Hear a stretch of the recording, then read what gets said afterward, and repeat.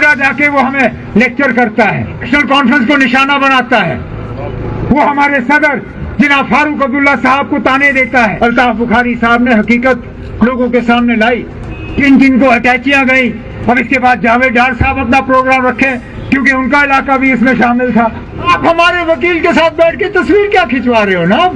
इस मुल्क के वजीर आजम ने हमारे लिए आंसू नहीं बहाए, कोई बात नहीं, वकील हमारा, सोशल मीडिया पे तस्वीर आपकी और साहब वजीर आला है। 3 बंद थे तो 1 खुला क्यों था? उनके वजीर आजम ने हमारे लिए आंसू नहीं बहाए, कोई बात नहीं, हम तो बंद थे।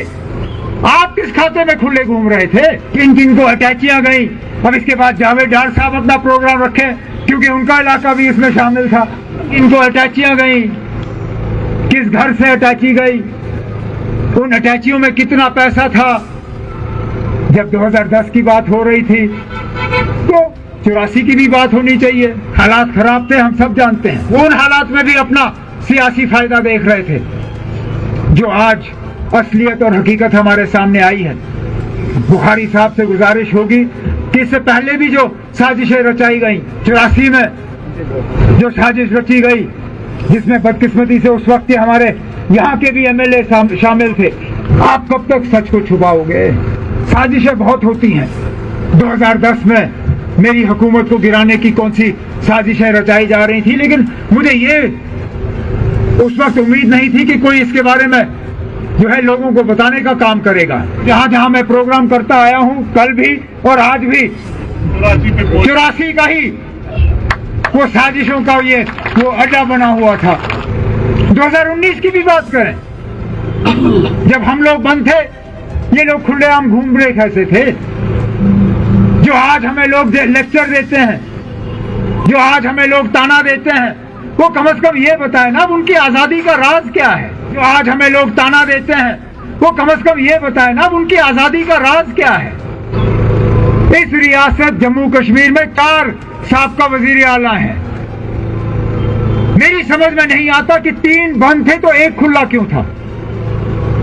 और आज जोड़ा जाके वो हमें लेक्चर करता है, वो नेशनल कॉन्फ्रेंस को निशाना बनाता है। वो हमारे सदर जिनाब फारूक अब्दुल्ला साहब को ताने देता है। हम बाकी 3 साबका वजीर आला बंद थे, आप किस खाते में खुले घूम रहे थे? आप तो उस वक्त कह रहे थे कि 370 गया, भूल जाओ। आज आपका ट्यून ही बदल गया। अरे हम तो नहीं भूले, डॉक्टर सजाद शफी यहाँ बैठे हुए हैं, ये गवाह है। उरी में जब तकरीर हुई, उरी की तकरीर में खुले अल्फाजों में उन्होंने कहा कि भूल जाओ, 370 गया, ये लोग आपको धोखा दे रहे हैं, कभी वापस नहीं आएगा। लेकिन जब हमने केस लड़ा सुप्रीम कोर्ट में, वकील 370 गया। ये तो फिर आपको हमें मुबारक देना चाहिए कि हमने हिम्मत नहीं हारी, कि हमने आपकी तरह आसमान में हाथ नहीं किए।